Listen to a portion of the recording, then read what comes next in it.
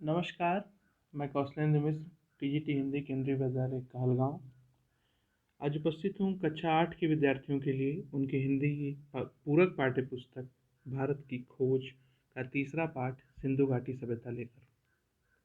तो प्यारे बच्चों, हमने पूर्व में इसके 2 पाठ का अध्ययन कर लिया है। पहले पाठ का नाम था अहमदनगर का किला और दूसरा पाठ था तलाश। अब ये तीसरा पाठ है सिंधु घाटी सभ्यता। हम जल्दी से भारत की खोज के बारे में क्या है ये किताब और बात कर लेते हैं कि यह पंडित जवाहरलाल नेहरू द्वारा लिखी गई पुस्तक भारत की खोज का संक्षिप्त रूप है जो आपके सामने है। और इस पुस्तक को निर्मला जैन ने इसका वो मूलतः जो इनकी मूल किताब लिखी थी उन्होंने डिस्कवरी ऑफ इंडिया, वो अंग्रेजी में थी। तो निर्मला जैन ने, पूर्व अध्यक्ष हिंदी विभाग दिल्ली विश्वविद्यालय ने, इसका अनुवाद किया, संक्षेपण किया, संपादन किया। और किताब भारत की खोज के बारे में ये है कि इन्होंने भारत की खोज की जो रचना की, इनकी मूलतः 3 कालजयी कृतियाँ हैं: विश्व इतिहास की झलकियाँ, आत्मकथा और भारत की खोज। तो इन्होंने इनकी रचना, जैसे पहली जो विश्व इतिहास की झलकियाँ की खोज इन्होंने अपनी पुत्री इंदिरा गांधी के लिए किया था, और लेकिन वह क्या हुई, विश्व के युवा मानस को मानव का इतिहास समझने के लिए एक दृष्टि दे गई। आत्मकथा, इनकी आत्मकथा एक व्यक्ति विशेष की जीवन मात्र कथा नहीं थी, बल्कि उससे नए भारत की मानसिक बनावट को भी समझने में मदद मिली। और तीसरी जो भारत की खोज है, उसकी प्रस्तावना में इंदिरा गांधी ने कहा कि इस रचना में भारत के राष्ट्रीय चरित्र के स्रोतों की गहरी पड़ताल की गई है। इस भारत की खोज की रचना 1944 में अप्रैल सितंबर के बीच अहमदनगर के किले की जेल में हुई। मतलब पंडित जवाहरलाल नेहरू को स्वतंत्रता आंदोलन के दौरान जेल हुई थी और उन्हें अहमदनगर के किले में बंद किया गया था, तो उसी दौरान उन्होंने इसकी रचना की। यह पुस्तक 9 अगस्त 1942 से 28 मार्च 1945 के बीच के अपने साथियों और सहबंदियों को समर्पित की गई। इसकी भूमिका ने नेहरू ने कारावास के अपने सभी साथियों को बहुत सम्मान से स्मरण किया है। कारावास के जीवन की कठिनाइयों और कष्टों के बावजूद उन्होंने असामान्य रूप से योग्य और सुसंस्कृत इन व्यक्तियों के साहचर्य को अपना सौभाग्य माना है।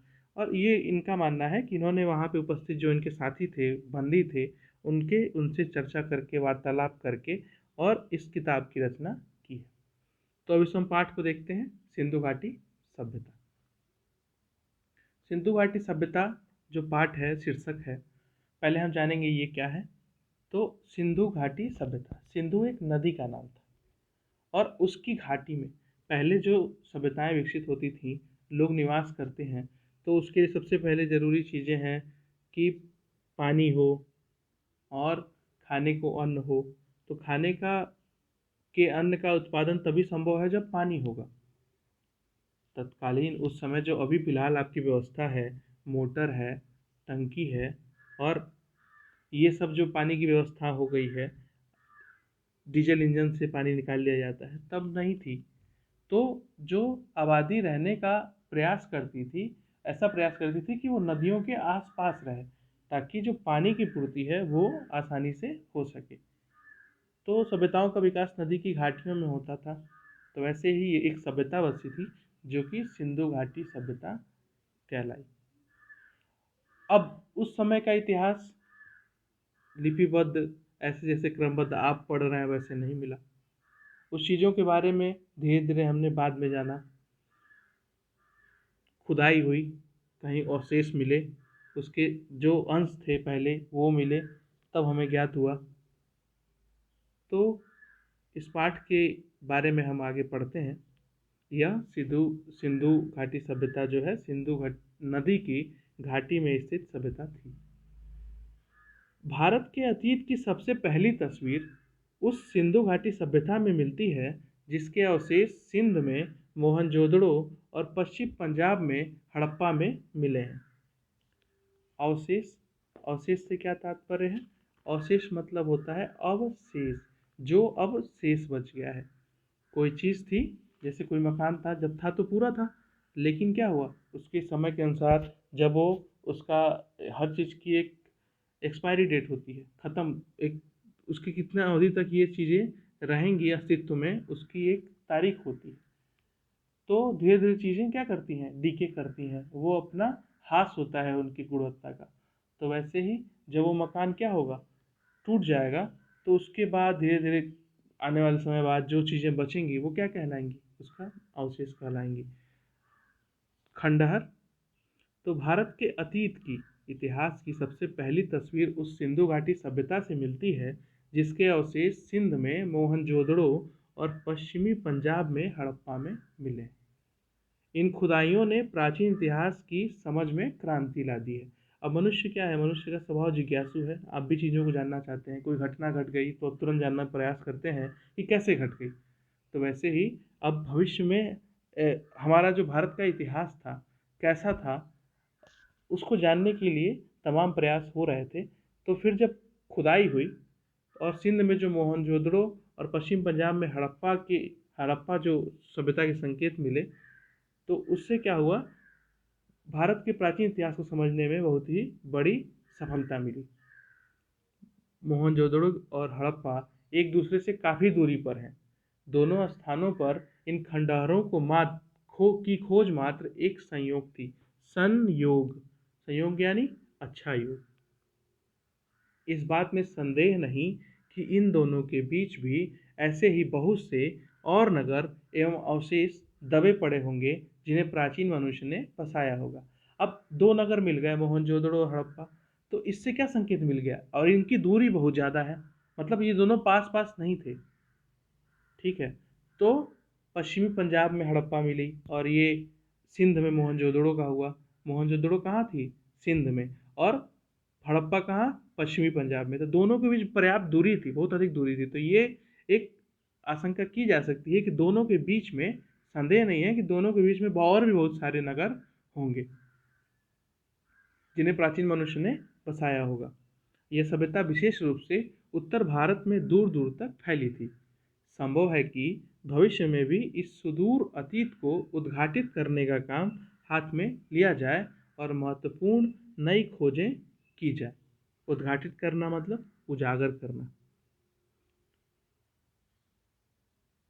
और इस सभ्यता के अवशेष इतनी दूर दूर जगहों पर मिले हैं, जैसे पश्चिम में काठियावाड़ और पंजाब के अंबाला जिले में। यह विश्वास किया जाता है कि यह सभ्यता गंगा की घाटी तक फैली थी। वही बात कि गंगा नदी के किनारे तक ये फैली थी, इसलिए यह केवल सिंधु घाटी सभ्यता भर नहीं, उससे बहुत अधिक थी। अर्थात ये केवल सिंधु नदी किनारे किनारे ही नहीं फैली थी, यह उसके साथ साथ अन्य जो नदी है जैसे गंगा की घाटी तक फैली थी। तो मतलब इसका केवल क्षेत्र सिंधु नदी के किनारे किनारे सीमित नहीं था, इसका क्षेत्र और भी व्यापक था। अब तक हम जो जान सके उसका बहुत महत्व है। सिंधु घाटी सभ्यता आज जिस रूप में मिली है, उससे अनुमान लगाया जा सकता है कि वह अत्यंत विकसित सभ्यता थी। विकसित सभ्यता यानी सुविधाओं की गुणवत्ता को देख करके विकसित होने का अनुमान लगाया जाता है। और उस स्थिति तक पहुंचने में उसे हजारों वर्ष लगे होंगे। एक वर्ष में तो किसी चीज़ की खोज हो नहीं जाती है, तो आवश्यकता के साथ साथ खोज होती रहती है और वह धीरे धीरे विकसित सभ्यता की अवस्था में पहुंच गई थी। आश्चर्य की बात है कि यह सभ्यता प्रधान रूप से धर्मनिरपेक्ष सभ्यता थी। तो अगर हम बोलेंगे सिंधु घाटी की सभ्यता की कुछ विशेषताएं बताएं, तो एक विशेषता आपको हमेशा बतानी होगी कि यह धर्मनिरपेक्ष सभ्यता थी। प्रधान बात थी, मुख्य बात थी। प्रधान यानी मुख्य, प्रधान यानी मुख्य, और धर्मनिरपेक्ष यानी जहाँ क्या है, सभी धर्मों को समान माना जाता हो, या फिर जहाँ किसी धर्म से वहाँ की जो शासन व्यवस्था है प्रभावित न हो। मतलब इस धर्म के लोगों के लिए इतनी सारी सुविधाएं रहेंगी, इस धर्म के लोगों के लिए इतना, मतलब इतनी सुविधाएं नहीं रहेंगी, इस तरह की व्यवस्था नहीं थी, सबको समान माना जाता था। धार्मिक तत्व मौजूद होने पर भी इस पर हावी नहीं थे। यह भी स्पष्ट है कि यह भारत में बाद के सांस्कृतिक युगों की अग्रदूत थी। मतलब इसमें जो सांस्कृतिक गतिविधियां हो गई वो क्या थी, बाद में जो गतिविधियां हुई सांस्कृतिक, उसमें अग्रदूत थी। अग्रदूत यानी जिसने सबसे पहले प्रारंभ किया। इसने ही उन सांस्कृतिक गतिविधियों को प्रारंभ किया। यही समय था जिसमें वो कुछ सांस्कृतिक गतिविधियां हो रही थी। सिंधु घाटी सभ्यता ने फारस, मेसोपोटामिया और मिस्र की सभ्यताओं से संबंध स्थापित किया और व्यापार किया। जो विश्व के अन्य देशों की जो सभ्यताएं थी, फारस, मेसोपोटामिया और मिस्र की सभ्यताएं, उनसे क्या किया? संबंध स्थापित किया और व्यापार किया। मतलब अपना विस्तार किया। ये केवल भारत तक ही सीमित नहीं थी। इसने अपने व्यापार के लिए अन्य देशों की जो सभ्यताओं हैं उनसे संपर्क किया। कुछ दृष्टियों से यह सभ्यता उनकी तुलना में बेहतर थी। कुछ दृष्टियों से, सभी दृष्टियों से बात नहीं हो रही है, कुछ दृष्टियों से ये जो सिंधु घाटी सभ्यता थी, भारत, मेसोपोटामिया और मिस्र की सभ्यताओं से बेहतर थी। यह एक ऐसी नागर सभ्यता थी। नागर यानी नगर, नागर यानी नगर। तो यह क्या थी? शहरी सभ्यता थी, जिसमें व्यापारी वर्ग धनाढ्य था। धनाढ्य यानी जिसके पास बहुत पैसा था, और उसकी भूमिका महत्वपूर्ण थी। सड़कों पर दुकानों की कतारें थीं और दुकानें संभवतः छोटी थीं। सड़कों पर क्या थी? दुकानों की कतारें थीं। मतलब दुकानों की संख्या होना और ग्राहक और दुकानदार का ये जो संबंध है, ये सब होना। दुकानें संभवतः भले छोटी थी, लेकिन इतनी विकसित व्यवस्था हो गई थी कि वहाँ क्रय विक्रय की व्यवस्था कायम थी। सिंधु घाटी सभ्यता, आज भी हम कैसे क्या मानते हैं कि कोई चौराहा जो है उसको विकसित कब मानते हैं? वहाँ पे वहाँ के रहने वाले लोगों के लिए ज़रूरी उपयोग की चीज़ें अगर मिलने लगती हैं तो हम कहते हैं कि वो चौराहा क्या है, अब विकसित हो गया है। धीरे धीरे दुकानें खुलती हैं तो क्या कहते हैं? विकसित हो रहा है। तो क्या है? दुकानें बहुत ही ज़्यादा अर्थव्यवस्था में महत्वपूर्ण भूमिका निभाती हैं। सिंधु घाटी सभ्यता और वर्तमान भारत के बीच समय के ऐसे कई दौर गुजरे हैं जिनके बारे में हम बहुत कम जानते हैं।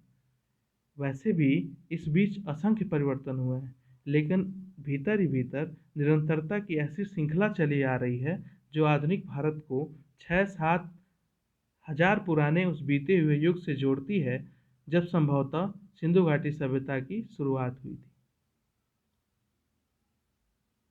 यह देखकर अचरज होता है कि मोहनजोदड़ो और हड़प्पा में कितना कुछ ऐसा है जो हमें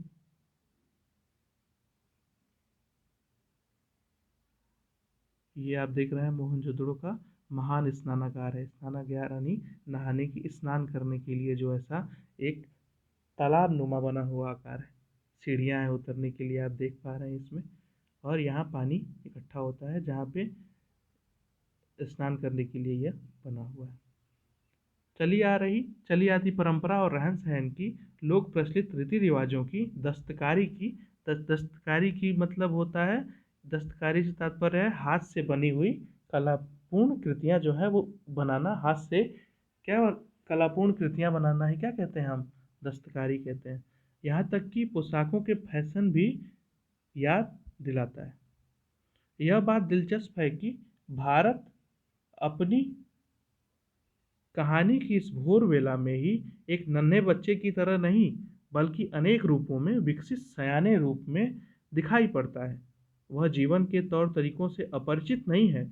उसने कलाओं और जीवन की सुख सुविधाओं में उल्लेखनीय तकनीकी प्रगति कर ली है।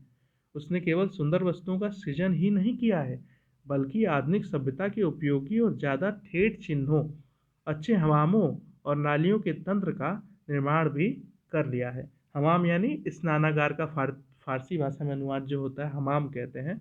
और जब पानी की निकासी की व्यवस्था हो गई, आप जो पानी उपयोग कर रहे हैं, उपयोग करने के बाद उसका निस्तारण कहाँ होगा, ये आपको विकसित बनाता है। आपने बहुत अच्छा सारी व्यवस्था कर ली, मोटर लगा लिया, आपने टंकी लगा ली, घर में नल लगा लिए खूब सारे, और फ्लश लगा लिए, बहुत सारी चीज़ें लगा ली।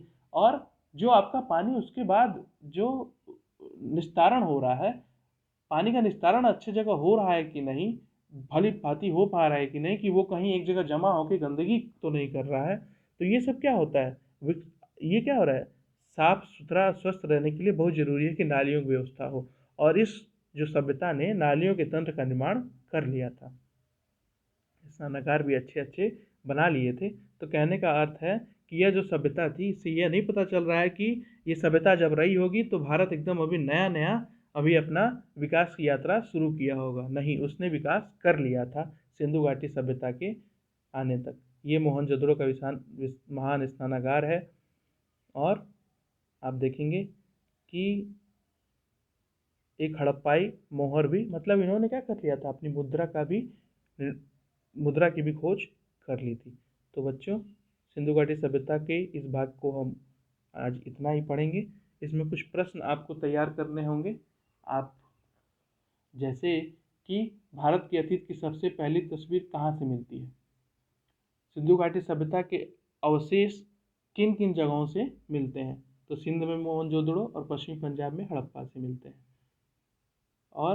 और इससे कुछ क्वेश्चन आ सकते हैं, जिससे हम पूछ सकते हैं कि इसकी प्रधान विशेषता क्या थी? सिंधु घाटी सभ्यता की प्रधान विशेषता क्या थी?